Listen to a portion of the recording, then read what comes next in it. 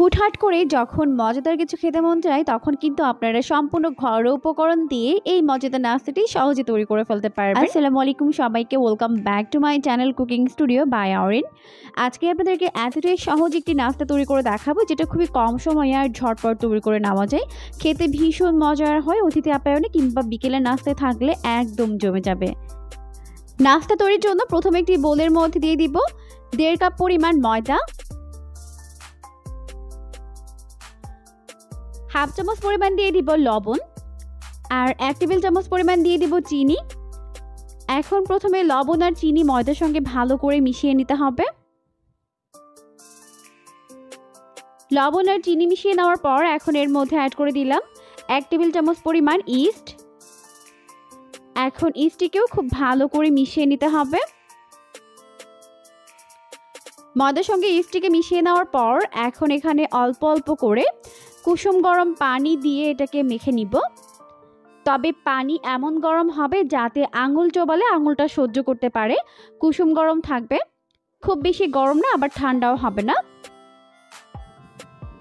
আর চেষ্টা করবেন এখানে পানি একবারে না দিয়ে এভাবে অল্প অল্প করে দিয়ে মিশিয়ে নিতে, এতে করে ডোটি একদম পারফেক্ট হবে। তো অল্প অল্প করে পানি দিয়ে ভালো করে মেখে নিয়েছে। এই পর্যায়ে দিয়ে দিলাম 1 টেবিল চামচ পরিমাণ সয়াবিন তেল। তেল দেওয়ার ফলে কিন্তু এটা হাতের সঙ্গে আর লেগে আসবে না। তো এখন আমাদের ডোটি তৈরি হয়ে গেছে। এখন উপরে একটু সয়াবিন তেল লাগিয়ে এটাকে ঢেকে রেস্টে রেখে দিব প্রায় 30 মিনিটের জন্য। তো এটা রেস্টে থাক, এখন আমরা এই নাস্তার বাকি প্রিপারেশনটা করে নিব। এই জন্য প্রথমে চুলায় একটা প্যান বসিয়ে এর মধ্যে দিয়ে দিলাম প্রায় 2 টেবিল চামচ পরিমাণ সয়াবিন তেল। তেল ভালোভাবে গরম হয়ে গেলে দিয়ে দিলাম প্রায় 3 টেবিল চামচ পরিমাণ পেঁয়াজ কুচি। এখন এই পেঁয়াজগুলোকে তেলের মধ্যে হালকা করে একটু ভেজে নিতে হবে। তো পেঁয়াজগুলোকে হালকা করে ভেজে নেওয়ার পর এর মধ্যে অ্যাড করে দিলাম হাফ চামচ পরিমাণ আদা রসুন বাটা, হাফ চামচ পরিমাণ জিরার গুঁড়া, হাফ চামচ পরিমাণ লাল মরিচের গুঁড়া, 1/4 টিস্পুন পরিমাণ হলুদের গুঁড়া, আর 1/4 টিস্পুন পরিমাণ দিয়ে দিলাম গরম মশলার গুঁড়া। দিয়ে মশলাগুলোকে ভালো করে কষিয়ে নিব। আর যাতে মশলা পুড়ে না যায় এই জন্য অল্প একটু পানি দিয়ে দিলাম। এখন এর মধ্যে দিয়ে দিচ্ছি হাফ চামচ পরিমাণ লবণ, দিয়ে সব কিছুকে আবারও ভালো করে মিশিয়ে নিলাম। মশলাগুলোকে ভালো করে কষিয়ে নেওয়ার পর এখন এর মধ্যে একটি ডিম ভেঙে দিলাম। ডিমটিকে খুব ভালো করে মিশিয়ে নিচ্ছে। মশলার মধ্যে ডিমটিকে খুব ভালো করে ক্রাম্বল করে নেওয়ার পর এখন এর মধ্যে আগে থেকে সিদ্ধ করে নেওয়া আলু দিয়ে দিব। আমি এখানে একটি বড় সাইজের আলু সিদ্ধ করে রেখেছিলাম, এরপর এর মধ্যে দিয়ে দিলাম। এখন মশলার মধ্যে খুব ভালো করে আলুগুলোকে মিশিয়ে নিচ্ছে। তো লবণটা চেক করে নিয়েছে, একদম পারফেক্ট হয়েছে। এখন এটাকে নামিয়ে নিব। এদিকে আমাদের ডোটি কিন্তু খুব ভালোভাবে ফুলে গেছে। এখন এটাকে মথে এর ভেতরে থাকা বাতাসটিকে বের করে দিব। এরপর যে কয়টা নাস্তা তৈরি করব ওভাবে এটাকে ভাগ করে নিচ্ছে। এখন প্রতিটা ডো হাতের মধ্যে নিয়ে এরকম গোলাকার শেপ দিয়ে নিব, দেখতেই পাচ্ছেন। তো এরপর আমি এখান থেকে একটি ডো নিয়ে নিলাম। এখন এটাকে এইভাবে মাঝখানে জায়গা করে নিব। এরপর এর মাঝখানে এইভাবে আগে থেকে তৈরি করে নেওয়া পুর দিয়ে দিব। পুরটাকে দেওয়ার পর খুব ভালোভাবে মুখটাকে সিল করে দিতে হবে। তো এর মুখটাকে খুব ভালো করে সিল করে দেওয়ার পর এখন এভাবে সবগুলোকে বানিয়ে নিব।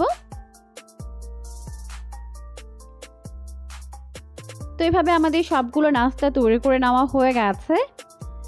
এখন একটি নাইফের সাহায্যে আমি উপরটা এইভাবে করে দাগ করে দিব, এতে করে দেখতে ভালো লাগে।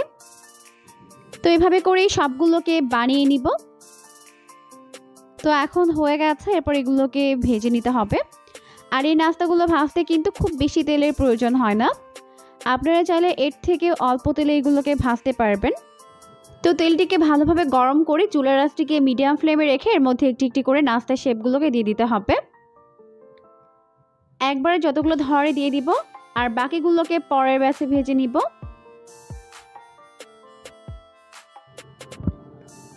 তো এইভাবে উপর থেকে তেল ছড়িয়ে দিব, তাহলে খুবই দ্রুত এটা ভাজা হয়ে যাবে।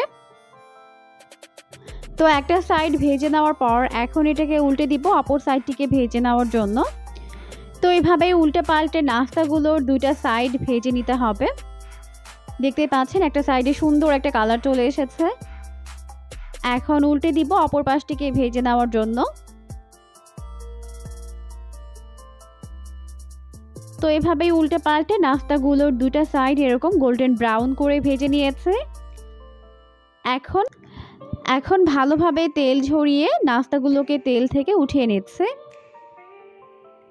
দেখতেই পাচ্ছেন লুকটা কত বেশি ইয়াম্মি হয়েছে। আর বাকি নাস্তাগুলোকেও সেম ভাবেই ফ্রাই করে উঠিয়ে নিব। তো এখন আমি এর উপর থেকে এভাবে বাটার ব্রাশ করে দিচ্ছি। আপনারা চাইলে বাটার দিতে পারবেন, আবার চাইলে নাও দিতে পারেন। তো এরই মাঝে তৈরি হয়ে গেল ভীষণ মজাদার একটি নাস্তা, যেটা খেতে দারুণ মজার হয়। তৈরি করতে তো কোনোই ঝামেলা নেই, খুব সহজে ঝটপট তৈরি হয়ে যায়। আশা করছি আজকের রেসিপিটি আপনাদের কাছে ভালো লেগেছে। এরকমই সমস্ত নতুন ভিডিও সবার আগে পেতে অবশ্যই চ্যানেলটিকে সাবস্ক্রাইব করে রাখবেন। আজকের মতো বিদায় নিচ্ছি, আল্লাহ হাফিজ।